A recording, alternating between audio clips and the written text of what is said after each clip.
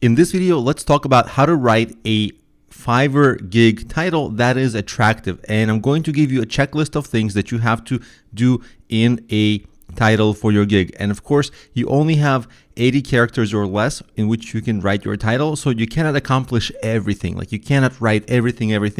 So there's going to be a balance of things that you need to accomplish. So you have to use SEO keywords, short tail keywords, and long tail keywords. So of course, the short tail will be maybe logo design, and the longer version of that, logo design for a restaurant.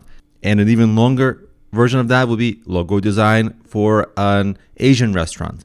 Okay, so those are the variations. And of course, the longer tail, your keywords, the less competitive they are, but they also have less demand. So you got to take care of that. You got to do that research, but you got to combine that with make the promise of the gig some really great benefit that makes it compelling for people to buy.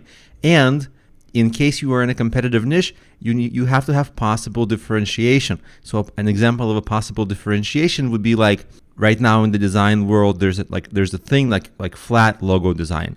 Okay, that's your differentiation. You make the best flat logo, or you make the best 3D logos. So that's interesting, right? So now if you are a 3D logo design for a restaurant, you've got a lot of keywords in there and interesting differentiation. So potential buyers might like it.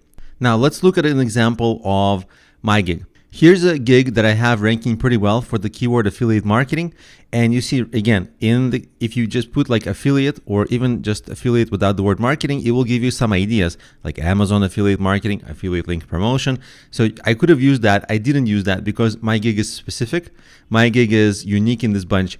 Like I just do affiliate marketing coaching. That's my differentiation. So I don't actually do the affiliate promotion because I don't believe in those gigs. Like I don't think they're very effective, but I do coaching to help people get it right and have the right strategy, which is kind of the premise of my entire business because I'm more of an educator. So this gig, you'll notice it has a short title, even though you can have a longer title. If you can fit everything into a shorter title, there's still some benefit because it's easier on the eyes and it's more readable. Because look, this long title, it doesn't even show up entirely, right?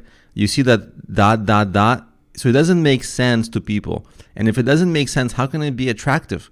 Like, let's read it. I will provide complete affiliate marketing setup ready to make what, right? So you have to mouse over, read more. It makes it so much harder for people to read.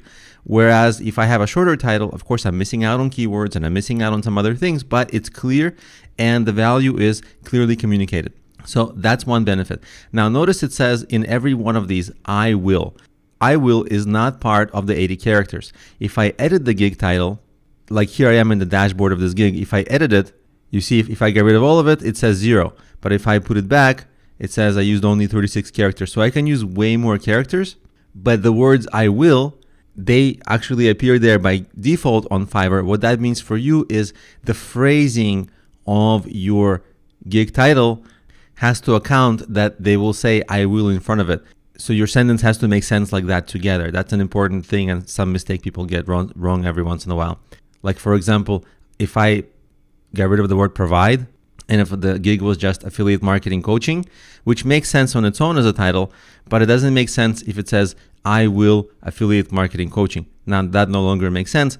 Consumers don't know that Fiverr puts the word I will in there as default. Now let's play around with this. If I take this title, let's try to see what I can do if I extend it. I can include a lot of keywords. For example, look how many keywords I added now. We'll start the gig title the same. I will provide affiliate marketing coaching for ClickBank, Amazon. ClickBank and Amazon, they're keywords.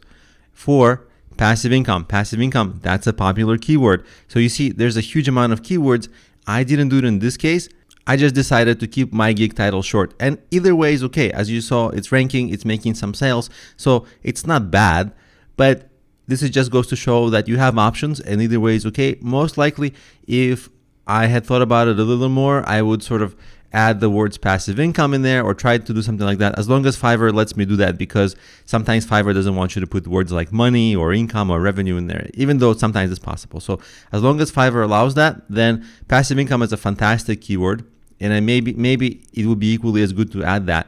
Just the only thing, if your title will be long, like in this case it would be just up to the 80 characters, then you want, when you create it, you want to make sure that even when it gets cut off, like here, my competitors, their titles got cut off. You want to make sure that before the cutoff happens, it's actually clear what the title actually says. Because this title, it doesn't make any English sense before it's cut off, right? It says, I will provide affiliate marketing setup ready to make, to make what? Probably they're talking about making money. And if I mouse over, they say multiple commissions. I would never have guessed that. So that's how you write the title. You want to have a combination of the best of both worlds. Just so that this video gives you good examples, let's talk about another example, not something that I made, but just something from other sellers. So I searched for WordPress website, or website WordPress, doesn't really matter because we're not buying these gigs, we're just looking at titles, and let's examine some titles. The first one is actually a good title. I will create a WordPress website, that's a keyword. Design, that's a keyword, or blog with SEO optimization. Now, there's a little bit of an English grammar issue in this title, but it has so many keywords like WordPress, website, design, blog, SEO optimization, that this is actually a pretty good title. And we're looking at only the title. We're not looking at the image. We're not looking at anything else, just the title. Now, this title, I will design, build. That's obviously for SEO because it doesn't make English sense. A responsive WordPress website by Divi theme, and then it gets cut off a little bit. So if we mouse over, it says Divi theme builder, and they have Divi theme, Divi builder. So I think they're trying to rank for the word Divi builder. Again, they're overdoing it on the keywords, and it's losing some punch in terms of being compelling, but obviously it's ranking here well, so they're doing fine with it. But sometimes you need less keywords and more attraction. Like these are, like this one, for example, I think if it was rewritten using 80 or 90% of still the same keywords, but it just in a nicer way, I think good buyers would find that more appealing and more interesting and more trustworthy.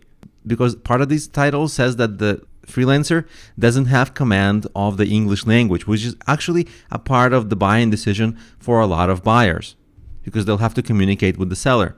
And you actually want to show good command of professional language, because if you don't, the best buyers, the educated buyers who are more likely to be able to afford good services, they're going to get turned off. The only people who will look past grammar issues are unsophisticated, less educated, younger audiences, younger buyers, and they usually have less money to spend.